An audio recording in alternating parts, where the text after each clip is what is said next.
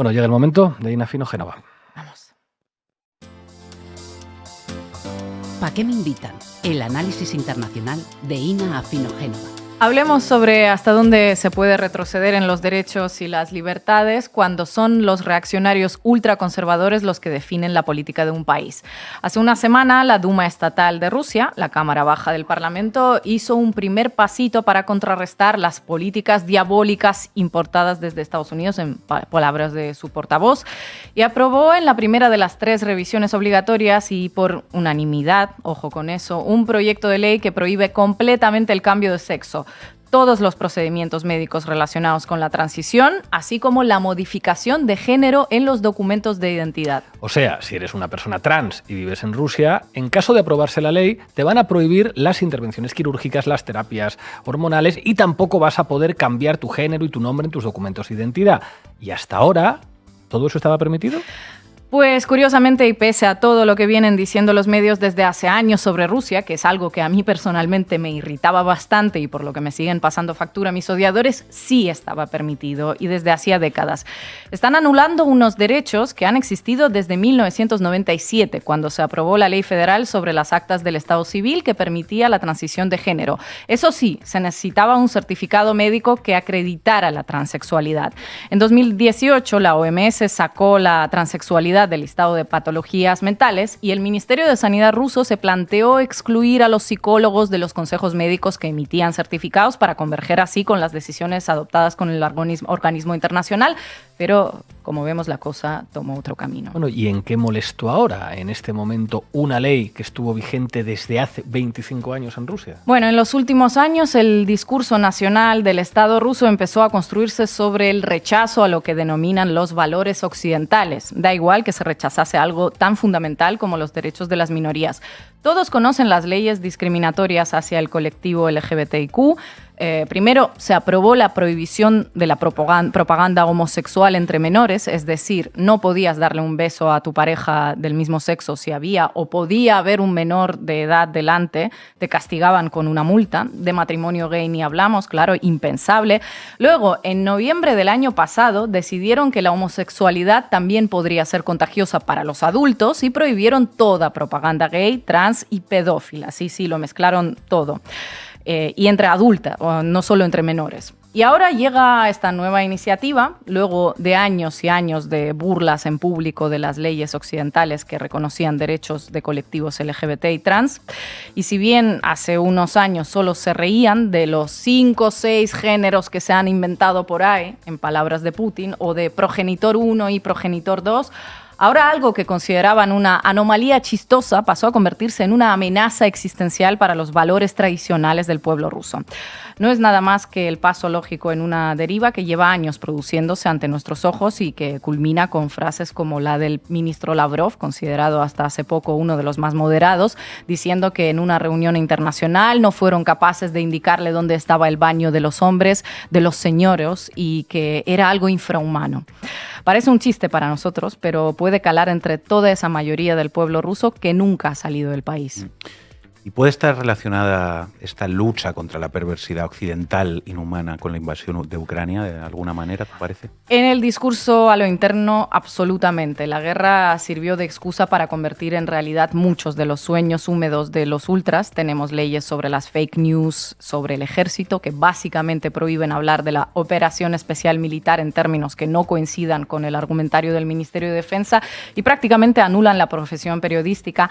Manifestarse es un riesgo. Ir de la mano con una pareja del mismo sexo, que ya era un peligro a pleno día, incluso en las grandes ciudades donde había más apertura mental, también es un delito administrativo, etcétera, etcétera. Ahora, si bien esas leyes anteriores pueden no afectarte si tienes algo de suerte, pueden no ver tu post en redes sociales o no verte besar a tu pareja o no denunciarte a la policía, esta reciente iniciativa que afecta a los trans es absolutamente demoledora porque le quita los derechos a todo un colectivo.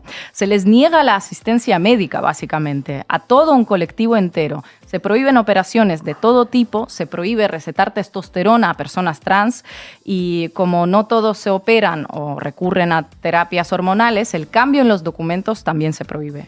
Es decir, a las personas trans se les rechaza su mera existencia. Imaginen las consecuencias que puede tener esto para la salud mental y los riesgos que conlleva. El propio Ministerio de Sanidad entregó a los parlamentarios un documento en el que concluye que de aprobarse el proyecto de ley, de convertirse en ley, pueden darse una serie de problemas éticos, sociales y médicos que causen un aumento de suicidios en el país. Claro, nadie va a ir a tu casa a matarte. Simplemente aprobamos una ley que te niegue la asistencia médica y haga tu vida tan insoportable que te mates tú solito voluntariamente. Tremendo. Una de las excusas estrella de los diputados es la guerra y la movilización. Dicen que el cambio de sexo sería el truco que usarían algunos hombres para evitar ir al frente, como si no hubiera formas mucho más sencillas y menos traumáticas para hacerlo, especialmente si tienes dinero. Pero basta con echar un ojo a las estadísticas para darte cuenta que es un argumento tramposo y mentiroso. Según datos del Ministerio del Interior, entre 2016 y 2022, en 7 años, 3.050 personas cambiaron su género en los documentos. En un país de 146 millones de habitantes estaríamos hablando de un 0,002% de la población, ¿no? Efectivamente, y justo a esa población la querían para mandarla al frente, fíjate. Este es el nivel de argumentos con los que están destrozando la vida a miles de personas. También hablan de la demografía, claro. El problema de la crisis demográfica ahora resulta que son las personas trans y no el hecho de que las trincheras a las que mandan a millares de hombres en edad de tener descendencia no están precisamente pensadas para la concepción, ¿verdad? Ya, en fin, antes del 28 de junio se tienen que presentar enmiendas a ese proyecto. Las posibilidades de que se suavice son bien escasas.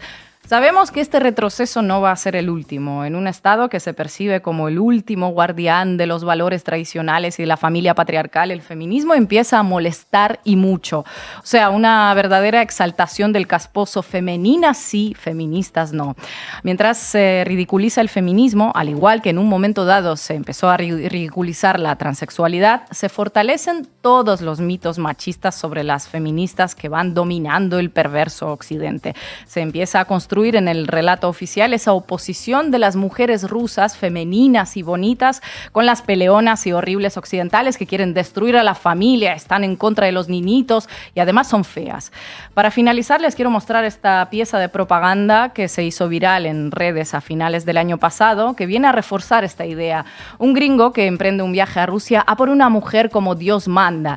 No se sabe muy bien quién financió esta publicidad, pero bueno, podemos hacernos una idea.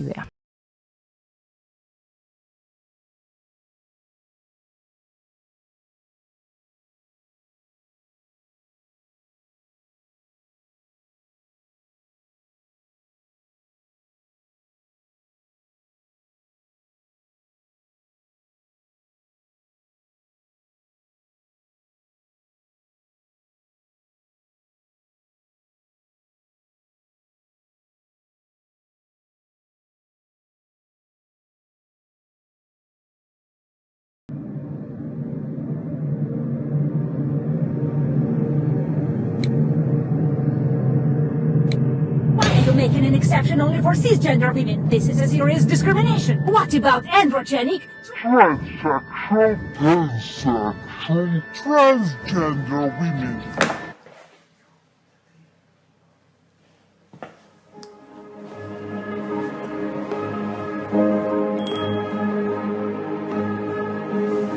Hi, and what are preferences in the chosen form?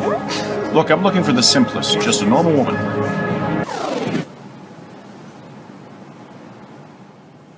Excuse me, what? Wait, we have a list of all sexual orientation and genders here. You never know what you're looking for. And Listen, you're not understanding me. I just want to see ordinary women, and that's it. Ordinary. Ordinary. Oh, we're not enough. Ordinary. Cabin crew, prepare for takeoff.